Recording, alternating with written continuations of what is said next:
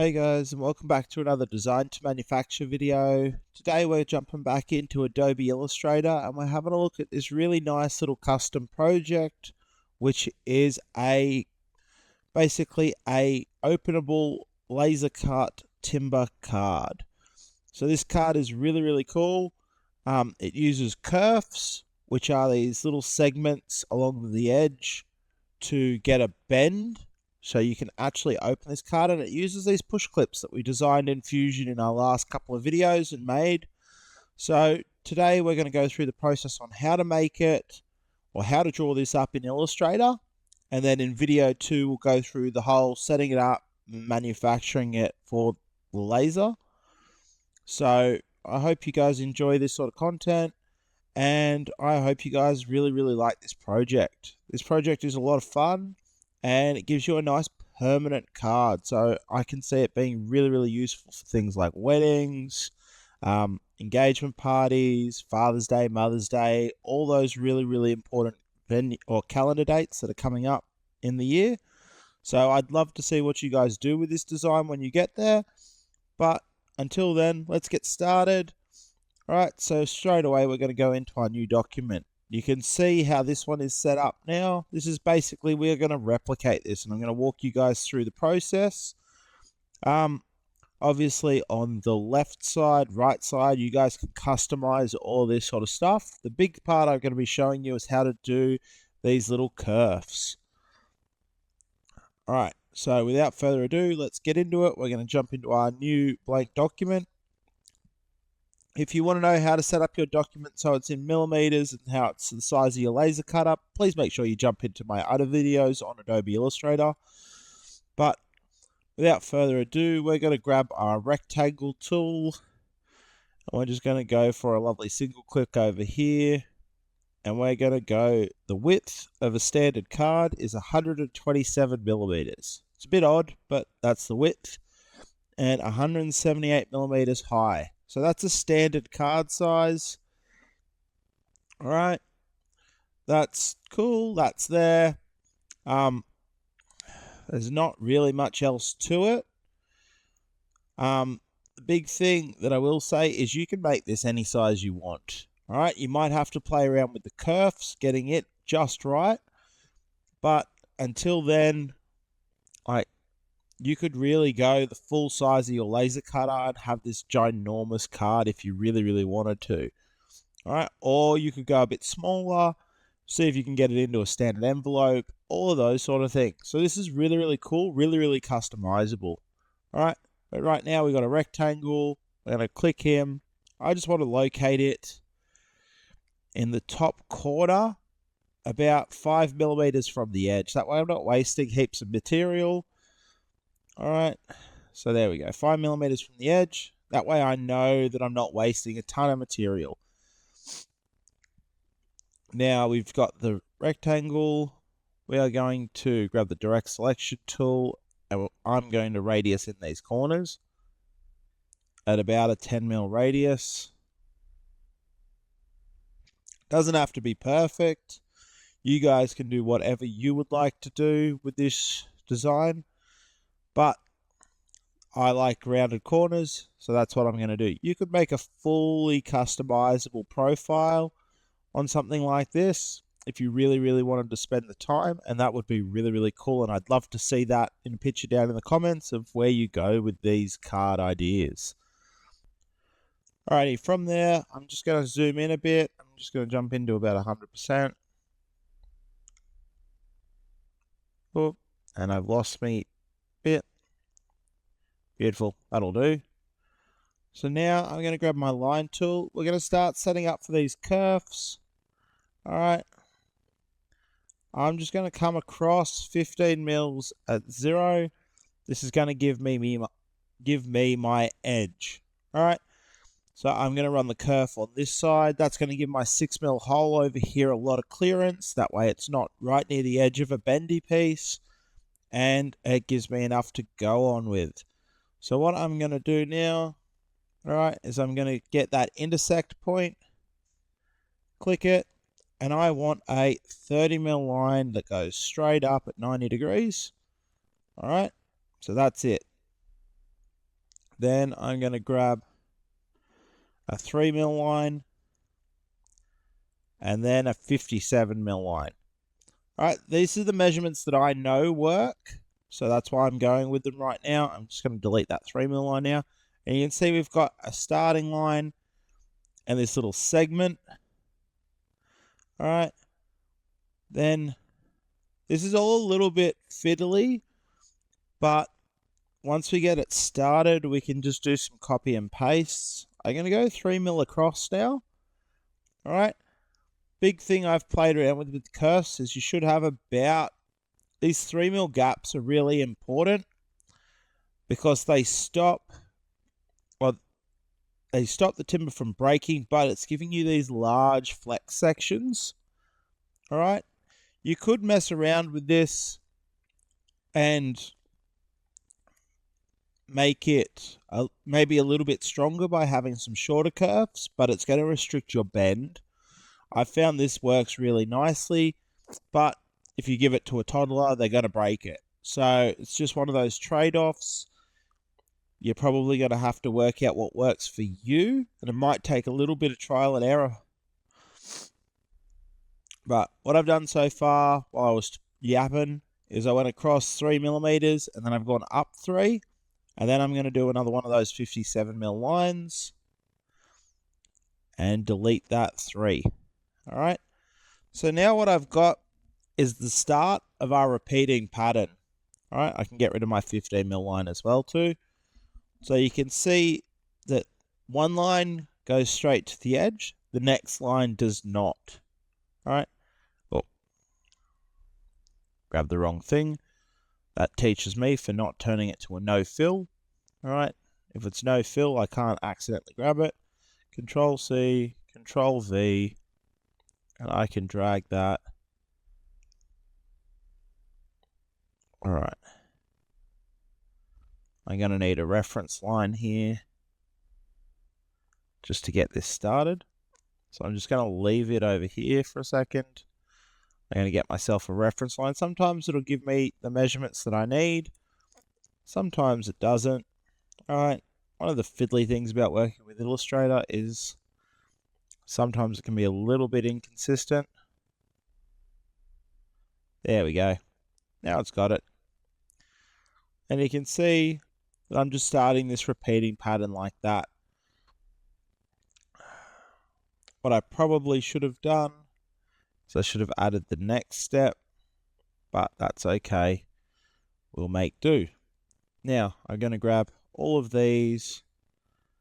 Now, just for a refresher, how many kerfs did I run in this one? 1, 2, 3, 4, 5, 6, 7. No worries. All right. I don't have this all worked out perfectly in my brain. I've got so much stuff rattling around in there that it's not funny. But it's just a process. There we go. Now we can get that nice even spacing. Making sure everything is aligned. We're good. And then we just need another one of these. And we've got the start of our kerf.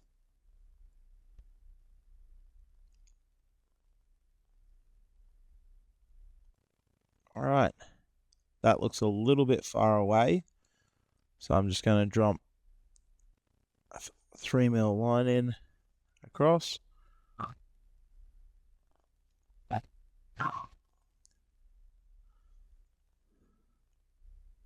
Just going to check the other one too. Okay. We're a little bit off on our stuff. That's okay.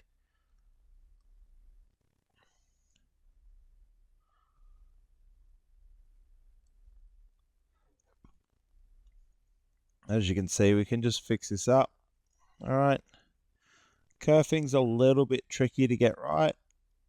I've tried downloading some of the kerf files that people have made off the internet. There's a lot of different patterns that they've got, but I've had mixed success with it. So it's something, if you want to try it, go for it. See how it goes for you. But for me, I haven't had a whole lot of luck with the pre-done files. So I've just been working on how to draw these the most efficient way that I know how. All right, which is usually something like this, getting a start and then doing a bit of a copy and paste business. All right, so I got that line to intersect to. Grab all of those again.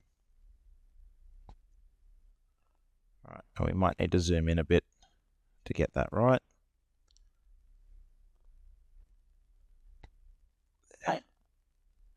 Then we delete that. If you're out by a point of a millimeter or something like that, you're not going to find any huge dramas. I just try and get as close as possible, just so I can get everything lined up nicely, or as best as I can. All right, as you can see, I'm still having issues here, so I'm just going to grab another 3mm anchor in. So I got somewhere to reference, go back to my selection tool, zoom back in. You can see this is the last one I'm going to have to copy in. All right, and we're coming down until we're aligned and touch up. And at the last second, my mouse is dragged left. There we go. Delete that one. And now all I'm going to do is grab my direct selection. Should be able to grab that anchor point and bring it down on the path. I'm just going to make sure that's doing the right thing. Yep. So when you use the direct selection tool, which is that white filled arrow, you can bring it all, you can actually modify pre-existing shapes. I find that's a lot easier than trying to stuff around with the snipping tool or anything like that, especially if it's just something like just changing this size down a bit. Like we can see the kerfs aren't perfectly aligned. I can see there's a couple of larger gaps and smaller gaps there, but this one's going to do me, right? This is only small and it will still work. All right, and I've made a slight boo-boo, but that's all right. All I need to do here, helps if I do the right keyboard shortcut. So I want to see how all of these lines are going to the edge now? I want to do what I did in the last one. So these ones are going to go 3mm down, those inside pathways. So we're going to grab tool just so I can align myself. 3mm at 270 is straight down. And then I should be able to grab that anchor point and drag it down until I get that intersection line. All right, so that intersect line is my sign to know that I'm 3mm down, which gives me that nice mirrored look with the bottom. So you can see how that all looks now. So that's our kerfing done. That's probably the hardest part of this entire project, is getting that sorted. After that, all we really need to do is we're going to grab an ellipse tool. We're going to do a 6x6 circle. We're going to get 2 of those, so copy and paste. All right.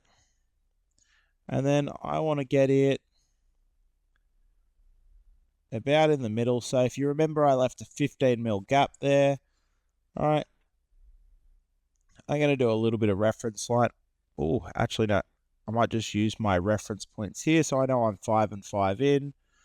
So if I come 12.5 across on the X, 12.5. All right.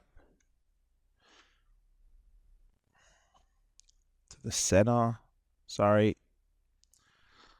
12.5 to the center of my circle. You can see that isn't perfectly aligned. Was 5 plus 7.5 is 12.5, so it's half in there. And then on my Y value, I'm going to go at 25, because that gives me 20 mils in from this edge. Now, next circle, again, it'll be the same thing for the X value. It'll be 12.5. And then for that Y value, we're going to go 158 plus 5 is 163. All right, and you can see that mirrored up nicely. All right, at this point, I'm going to stop, because these are all the cut lines that I've got to do. So I'm going to group those together just so it's nice and easy. And then I'm going to copy and paste that because I need a front and a back of my card. So now I can set this up. I can get it up just so it's a little bit off. All right, we don't need a whole lot of gap with the laser. The laser cut's really thin. But now we've got a bit of a gap there. And you can see I've got a front and a back to my card now, and they're identical because I've copied and pasted them. That's the easiest way to get both pieces, and it's pretty straightforward at the end of the day. So now we're just going to go through the next couple of steps. We need some text over here. Definitely not Latin, but we can type in dear, let's go, dear Dad, happy Father's Day. From design to manufacture. Right?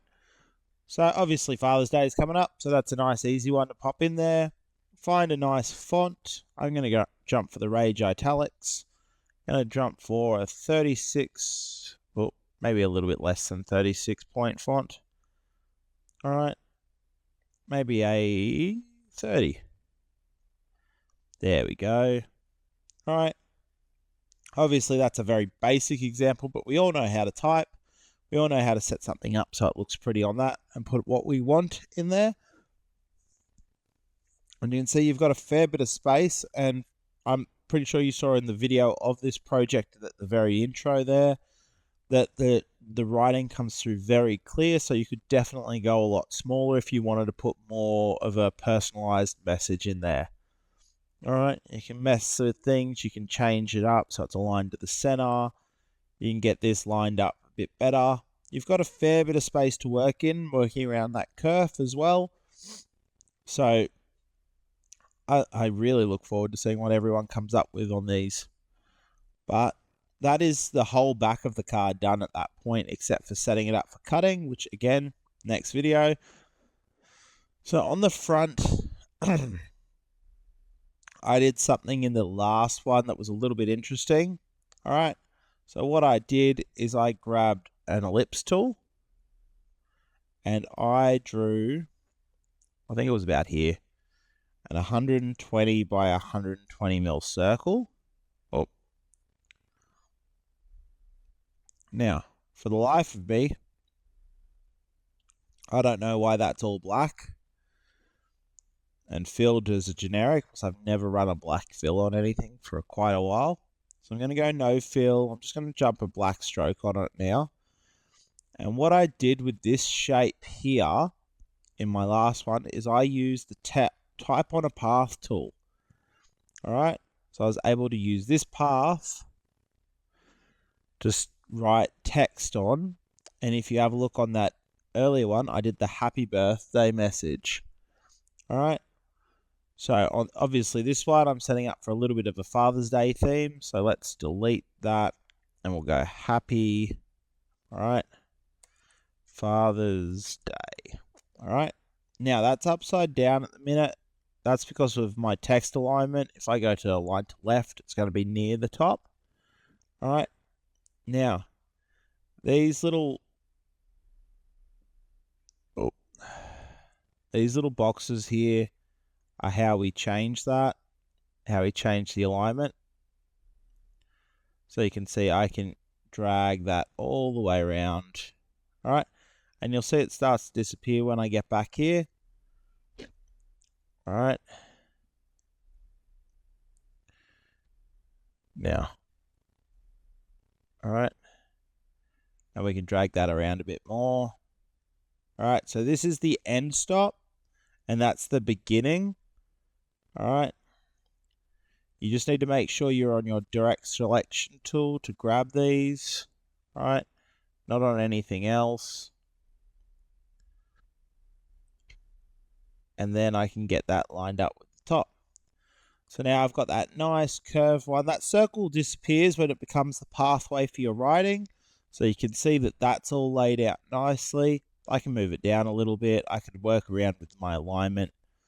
All right, I'm not going to spend too long doing any of those things. But you can see that is all nice and done there. All right, I might actually change up that font just so it's a little bit bolder. Yeah,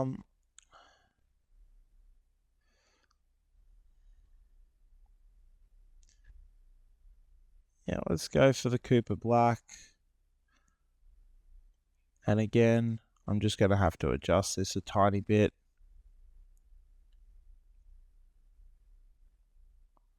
All right, obviously we don't want anything cutting into that kerf. So what I might do now is just change that text size down a point or two.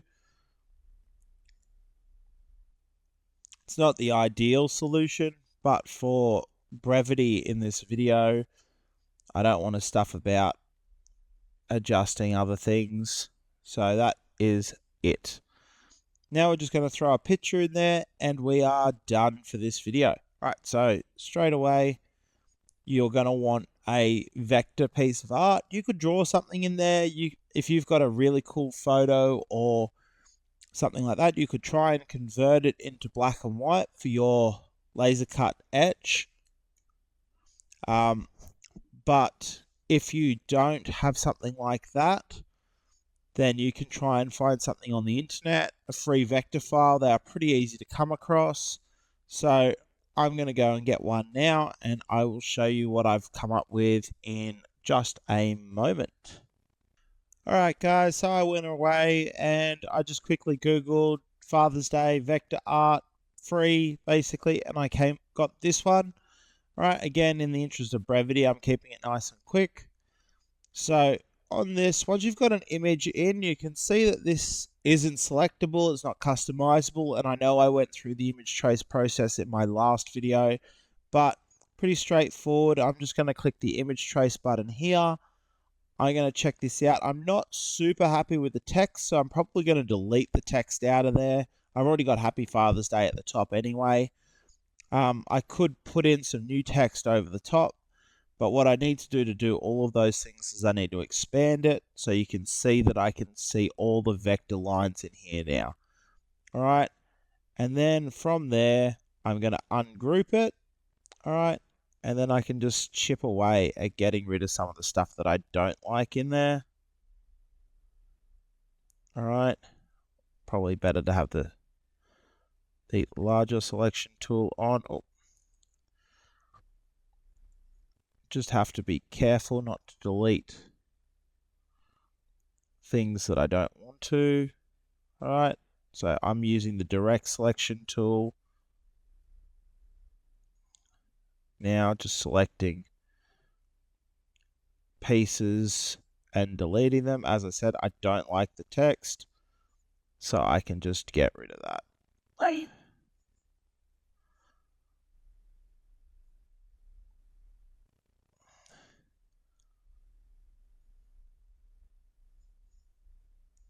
And we're almost done.